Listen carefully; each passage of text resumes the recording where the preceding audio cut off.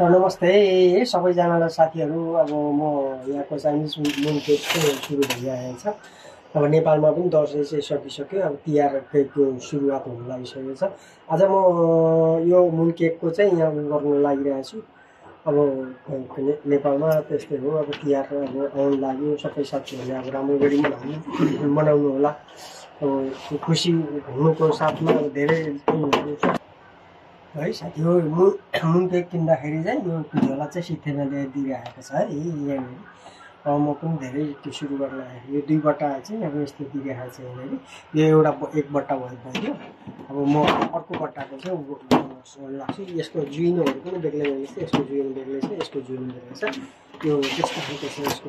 यो यस्तो ब्रान्ड चाहिँ यो यसको झोला चाहिँ यस्तो दिन्छ। यस्तो यो झोलाहरू पनि फरक छ। यस्तो तरिकाले गरिदियो। भोलि अब छुट्टी छ। भोलिको सबैको त आजैदेखि नै यिनीहरूले रमाइलो मनाइरहेछ। तर मेरो चाहिँ भोलि छुट्टी छैन है। 7 तारिकको हो यहाँको, अक्टोबर 7 तारिकको। तर मेरो चाहिँ छुट्टी छैन, म चाहिँ जानुपर्छ। तर छिटै ल साथीहरू, म यसलाई खोलेर चाहिँ गर्दैछु है। यो एउटा उको चाहिँ त्यो ब्रान्डको चाहिँ यो निकै साह्रो गरेको ट्याप्पल हुन्छ त। यसमा जम्मा 4वटा हुन्छ। एउटा, दुईवटा, तिनवटा, चारवटा, याकी साम्से 4 हुन्छ।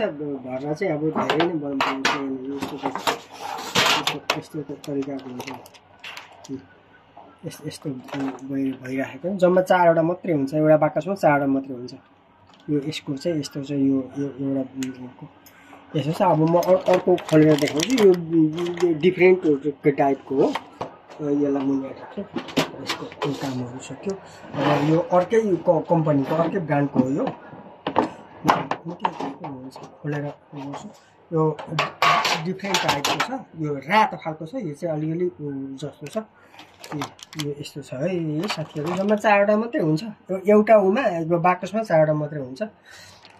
यो भिडियोमा चाहिँ सानो देखिन्छ यो, तर यसलाई खोलेर हेर्दा चाहिँ ठुलो देखिन्छ। यसको यो सेप हेर्नु त आकार यसको यो खोलेर हेर्दा चाहिँ ठुलो छ, तर यो भिडियोमा चाहिँ यो सानो देखिन्छ है साथीहरू। अब यो गर्छु है।